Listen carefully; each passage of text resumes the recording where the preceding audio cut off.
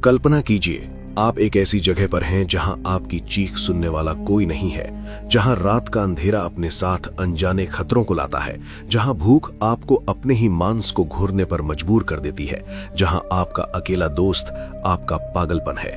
ये कोई कल्पना नहीं, ये हकीकत थी 26 साल की सोफी की। 456 दिन, एक लड़की, एक वीरान टापू और हजारों खूनी रातें। आज आप देखेंगे कि कैसे एक आम लड़की 456 दिन तक जिंदा रहकर मौत को मात दी। ये कहानी कमजोर दिल वालों के लिए नहीं है, क्योंकि ये कहानी आपको तोड़कर रख देगी। कहानी का आगाज होता है 15 जून 2023 की एक सुबह से। अमेरिका के चहल पहल वाले शहर सैन फ्रांसिस्को में 3 दोस्त रहते थे। 26 साल की सोफी, जिसकी आंखों में तूफानों से लड़ने के सपने थे। उसका जुनून था दुनिया के अनछुए कोनों को खोजना। उसकी सबसे अच्छी दोस्त थी 25 साल की माया, और उनका तीसरा साथी था 28 साल का लियाम, एक निडर और अनुभवी नाविक। तीनों अपनी रोज की बोरिंग जिंदगी से एक ब्रेक चाहते थे। वे छुट्टियां बिताने और साथ ही एक नया द्वीप एक्सप्लोर करने का प्लान बनाते हैं। उन्होंने मिलकर एक साहसिक और खतरनाक फैसला किया। वे एक ऐसे द्वीप पर जाएंगे जहां इंसान के कदम आज तक नहीं पड़े थे। एक पुराने समुद्री नक्शे में उन्हें वो द्वीप मिला, एथिलगार्ड आइलैंड। ये प्रशांत महासागर के बीचों बीच एक छोटा सा हरा बिंदु था। उन्होंने अपनी छोटी लेकिन मजबूत जहाज दी एल्बाट्रॉस को तैयार किया। जहाज पर महीनों का राशन, पानी और हर जरूरी सामान लादा गया। उनका उत्साह 7वें आसमान पर था। वे एक नई दुनिया खोजने जा रहे थे। वे खुशी खुशी अपनी मंजिल की ओर निकल पड़े। एक ऐसा सफर जो उनकी दोस्ती और हिम्मत का सबसे बड़ा इम्तिहान लेने वाला था। 4 दिनों तक अथाह नीले समंदर पर उनका सफर जारी रहा। हर दिन सूरज उगता और समंदर के पानी को सुनहरा कर देता। उन्होंने डॉल्फिन्स को अपनी जहाज के साथ रेस लगाते देखा। चौथे दिन 19 जून की सुबह दूर क्षितिज पर उन्हें एक धुंधली सी हरी लकीर दिखाई दी। जैसे जैसे वे करीब पहुंचे, वो लकीर एक विशाल द्वीप में बदल गई। एथिलगार्ड आइलैंड उनकी कल्पना से कहीं ज्यादा भव्य और वीरान था। उसका जंगल इतना घना था कि सूरज की रोशनी भी जमीन तक न पहुंच पाए। किनारों पर नुकीली काली ज्वालामुखी चट्टानें खड़ी थीं। इन चट्टानों से लहरें टकराकर एक रहस्यमयी संगीत पैदा कर रही थीं। हवा में जंगली फूलों की मीठी और सड़ी हुई लकड़ी की अजीब सी महक घुली हुई थी।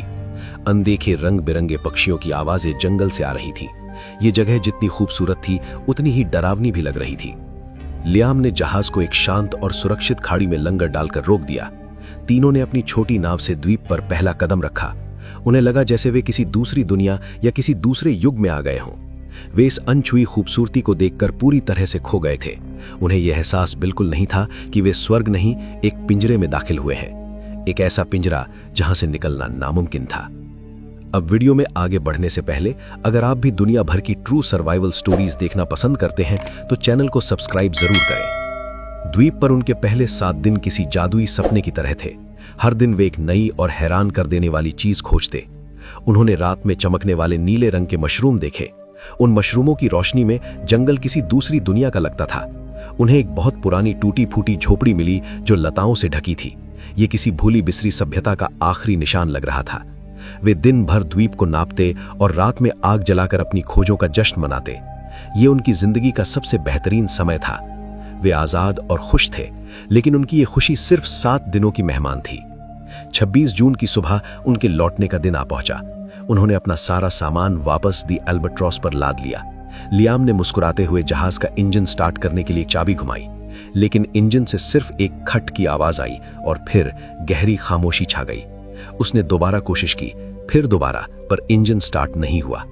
घंटों की मशक्कत के बाद भी वे उसे ठीक नहीं कर पा रहे थे। जहाज का रेडियो और कम्युनिकेशन सिस्टम भी पूरी तरह से बंद हो चुका था। अब वे दुनिया से कट चुके थे। मदद मांगने का कोई रास्ता नहीं था। वो स्वर्ग जैसा द्वीप अब एक भयानक जेल की तरह लग रहा था। उनकी आंखों में खुशी की चमक की जगह अब खौफ ने ले ली थी। उनके पास एक आखिरी उम्मीद बची थी, जहाज पर रखी एक छोटी motor boat, emergency life boat. मगर उस पर एक बड़ी समस्या लिखी थी, क्षमता सिर्फ 2 व्यक्ति। तीनों एक साथ उस पर बैठकर नहीं जा सकते थे। ये नामुमकिन था। एक लंबी, खामोश और तनावपूर्ण रात के बाद एक दिल तोड़ देने वाला फैसला हुआ। लियाम और माया उस लाइफ बोट से मदद लाने के लिए निकलेंगे।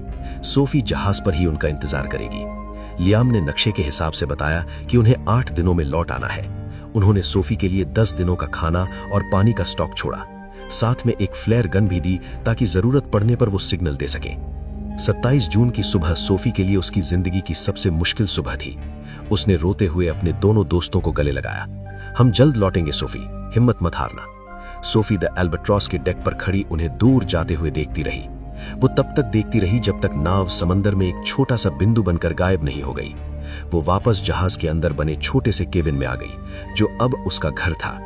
उसने केबिन की दीवार पर पहला निशान खींचा, दिन 1। हर सुबह वो उम्मीद से समंदर को देखती और दीवार पर एक और निशान खींच देती। 10 दिन बीत गए, 10 निशान खींच गए, लेकिन कोई वापस नहीं आया। 11वें दिन की सुबह सूरज उगा, पर सोफी की उम्मीद का सूरज डूब चुका था। वो समझ गई थी कि वो इस अनजान दुनिया में अब बिल्कुल अकेली है। सोफी को लग रहा था कि उसके दोस्त उसे छोड़कर चले गए हैं, लेकिन वो बेचारी ये नहीं जानती थी कि उसके दोस्त अब इस दुनिया में नहीं थे। जिस दिन लियाम और माया द्वीप से निकले थे, उसके दूसरे दिन ही उनके सिर पर मौत का साया मंडराने लगा था। आसमान अचानक काला हो गया और समंदर पागल हो गया। पहाड़ जैसी ऊंची लहरें उनकी छोटी सी नाव को खिलौने की तरह उछाल रही थीं। लियाम अपनी पूरी ताकत से नाव को संभालने की कोशिश कर रहा था, लेकिन उस भयानक तूफान के सामने उनकी हिम्मत जवाब दे गई। एक दैत्याकार लहर ने उनकी नाव को हवा में उछाला और पलट दिया। एक पल में ही वे दोनों उस ठंडे, गहरे और बेरहम समंदर की गहराइयों में समा गए। उनका वादा, उनकी दोस्ती, उनकी जिंदगी, सब कुछ वहीं दफन हो गया। और यहाँ एथिलगार्ड आइलैंड पर सोफी उस वादे का सच होने का इंतजार कर रही थी। एक ऐसा वादा जो कभी पूरा होने के लिए था ही नहीं। वो हर रात जहाज के केबिन में दुबकी रहती, तूफान की आवाज सुनती और ये सोचती कि उसके दोस्त कहाँ होंगे। उसे नहीं पता था कि जिस तूफान से वो डर रही है, वही तूफान उसके दोस्तों को उससे हमेशा के लिए छीन चुका था। उसका इंतजार अब कभी खत्म नहीं होने वाला था। वो उस द्वीप पर अकेले रहने और अकेले मरने के लिए छोड़ दी गई थी। दोस्तों के जाने का यकीन उसे अंदर से तोड़ चुका था। अब लड़ाई सिर्फ जिंदा रहने की थी, हर एक सांस के लिए जंग। खाना हफ्तों पहले खत्म हो चुका था। वो कई दिनों तक भूखी रहती, पेट में पत्थर बांधकर। पीने के लिए कोई झरना नहीं था। वो सिर्फ बारिश पर निर्भर थी। जब हफ्तों बारिश न होती तो प्यास से उसका गला सूख कर कांटा हो जाता। वो सुबह पत्तों पर जमी ओस की बूंदों को चाटकर अपनी प्यास बुझाती। रातें सबसे ज्यादा खौफनाक थीं। जंगली सूअरों के झुंड जहाज के आसपास घूमते और जमीन खुरचते उनकी घुरघुराने की आवाज सुनकर सोफी की रूह कांप जाती। वो केबिन का दरवाजा कसकर बंद कर लेती और खामोशी से सुबह का इंतजार करती। लेकिन भूख किसी भी डर से बड़ी होती है। एक दिन कई दिनों की भूख से तड़पकर उसने एक फैसला किया, अगर जीना है तो मारना होगा। उसने जहाज से मिले लोहे के एक टुकड़े को पत्थर पर घिसकर एक धारदार भाला बनाया। उसने एक खतरनाक जंगली सूअर का शिकार करने की ठानी। ये एक जानलेवा फैसला था जिसमें एक चूक का मतलब मौत था। लेकिन सोफी के पास अब खोने के लिए कुछ नहीं बचा था। सोफी की जिंदगी अब एक रूटीन बन चुकी थी, शिकार करो, जिंदा रहो। उसने कई हफ्तों की कोशिश और कई चोटों के बाद अपना पहला शिकार किया। उस दिन उसने कई महीनों बाद पेट भरकर मांस खाया था। लेकिन हर शिकार एक जानलेवा जंग होती थी। दिन हफ्तों में, हफ्ते महीनों में और महीने साल में बदल गए। सोफी ने दीवार पर 365 निशान पूरे कर लिए थे। 1 साल बीत चुका था। शहर की वो नाजुक लड़की अब पूरी तरह से एक जंगली योद्धा बन चुकी थी। उसने सूअरों की खाल से अपने लिए मजबूत लिबास बना लिया था। अकेलेपन से लड़ने के लिए उसने बांस से एक छोटी सी बांसुरी बना ली थी। हर शाम वो उस पर दर्द भरी धुनें बजाती जो उस वीरान द्वीप पर गूंजती थी। समय बीतता रहा। दीवार पर निशानों की संख्या 400 पार कर चुकी थी। सोफी अब शारीरिक रूप और मानसिक रूप से थक चुकी थी, टूट चुकी थी। एक दोपहर वो उदास बैठी जहाज के डेक से समंदर को देख रही थी। तभी उसे दूर क्षितिज पर एक बिंदु दिखा। वो एक जहाज था। सोफी की सूखी रगों में जैसे अचानक खून की बाढ़ आ गई। वो अपनी पूरी ताकत से चिल्लाई। उसने आग जलाई, कपड़े लहराए, लेकिन सब बेकार गया। जहाज अपनी राह पर चलता रहा और आंखों से ओझल हो गया। उस दिन सोफी का दिल हमेशा के लिए टूट गया। लेकिन उसी टूटे हुए दिल से एक नई जिद ने जन्म लिया। मैं यहां सड़कर नहीं मरूंगी, मैं इस समंदर से लड़ूंगी। उसने फैसला कर लिया, वो इस द्वीप से भागेगी। लगभग 1 महीने तक सोफी ने दिन रात एक कर दिया। उसने बांस के सबसे मजबूत लट्ठों और लताओं को इकट्ठा किया। उसने अपनी पूरी ताकत और द्वीप पर सीखी हर कला का इस्तेमाल किया। उसने बांस के लट्ठों को कसकर बांधकर एक छोटा सा बेड़ा बनाया। उसने जहाज के मलबे से मिले कपड़े का एक छोटा सा पाल भी तैयार किया। उसने अपनी नाव को नाम दिया होप, यानी उम्मीद। उसने अपने साथ कुछ हफ्तों के लिए सूखी मछली और मांस जमा किया। मीठे पानी के लिए उसने नारियल के खोखले खोलों को भर लिया। और हाँ, उसने अपनी वो कीमती बांसुरी भी अपने साथ रख ली। 426वें दिन उसने अपनी छोटी सी होप को समंदर में धकेला। उसने आखिरी बार अपने उस द्वीप को मुड़कर देखा जो उसकी जेल भी था और घर भी, और फिर वो अनजान अथाह समंदर में उतर पड़ी। शुरुआती कुछ दिन उसकी हिम्मत बनी रही, वो पाल की मदद से आगे बढ़ती रही, लेकिन जल्द ही उसे इस सच्चाई का सामना करना पड़ा। वो इस अंतहीन समंदर में एक पत्ते की तरह थी जिसका कोई किनारा नहीं था। चारों तरफ मीलों तक सिर्फ नीला पानी और खामोशी थी। अब उसे द्वीप का अकेलापन भी एक नियमत लगने लगा था। उसका खाना और पानी हर गुजरते दिन के साथ कम हो रहा था। उसने अपनी जिंदगी का सबसे बड़ा और सबसे खतरनाक जुआ खेला था। 1 महीना, फिर 2 महीने। सोफी अब समंदर में पूरी तरह खो चुकी थी। लगभग 450 दिन अकेले लड़ते लड़ते वो अब अपने अंत के करीब थी। उसका सारा खाना और पीने का पानी कई हफ्ते पहले ही खत्म हो चुका था। वो अब सिर्फ बारिश के पानी के सहारे जिंदा थी जो कभी कभार बरसता था। दिन का जलता हुआ सूरज उसका सबसे बड़ा दुश्मन था। उसकी त्वचा झुलसकर काली पड़ गई थी और जगह जगह से फट गई थी। नमक वाले पानी और हवा ने उसके शरीर पर अनगिनत जख्म दे दिए थे। वो भूख से इतनी कमजोर हो गई थी कि अब हिलना भी मुमकिन नहीं था। उसका शरीर सूखकर लकड़ी के एक ढांचे जैसा रह गया था। उसे अब अक्सर मतिभ्रम होने लगे थे। उसे आवाजें सुनाई देती थीं।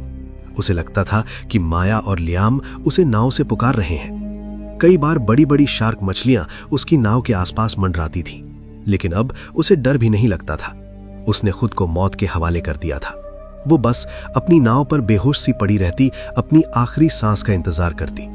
उसने जिंदगी की हर जंग लड़ी थी, लेकिन अब वो ये जंग हार चुकी थी। उसकी हिम्मत ने जवाब दे दिया था, शरीर ने साथ छोड़ दिया था। उसकी कहानी का अंत अब बस कुछ ही घंटों की दूरी पर था। इस विशाल बेरहम समंदर में वो गुमनाम मरने वाली थी। ये उसकी कैद का 456वां दिन था और शायद आखिरी भी। वो अर्ध बेहोशी की हालत में थी जब उसे एक बहुत दूर से आती हल्की सी गूंज सुनाई दी। शायद ये भी उसका एक वहम था, उसने सोचा। लेकिन गूंज बढ़ती गई।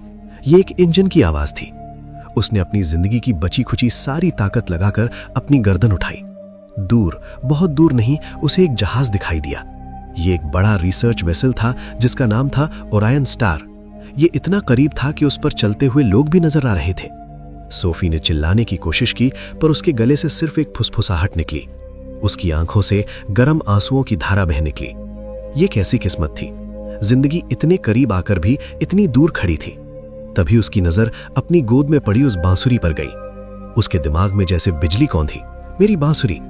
उसने कांपते हुए टूटे हुए हाथों से उसे उठाया, अपने फटे हुए होठों पर रखा और अपनी आखिरी सांसों की ताकत से उसमें फूंक मारी। एक बहुत ही कमजोर, टूटी फूटी, दर्द और उम्मीद से भरी एक धुन निकली और ओरायन स्टार के डेक पर एक अफसर शांति से समंदर को देख रहा था।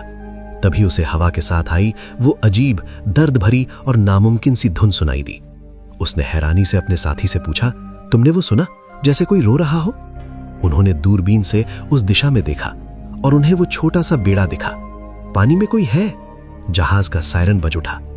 जब बचाव दल उस तक पहुंचा, सोफी बेहोश हो चुकी थी, लेकिन उसकी उंगलियों ने अपनी उस बांसुरी को कसकर पकड़ रखा था। उसे एक धुन में उसे मौत के मुंह से वापस खींच लिया था। उसने अपनी हिम्मत और उस बांसुरी की धुन पर मौत को भी हरा दिया। सूफी की ये अविश्वसनीय कहानी अगर आपके दिल तक पहुंची हो तो इस वीडियो को एक लाइक जरूर दें और कमेंट्स में लिखकर बताएं कि इस कहानी के किस हिस्से ने आपके रोंगटे खड़े कर दिए। ऐसी ही और हैरान कर देने वाली कहानियों के लिए मेरे चैनल को अभी सब्सक्राइब करें। मिलते हैं अगली कहानी में। बहुत बहुत धन्यवाद।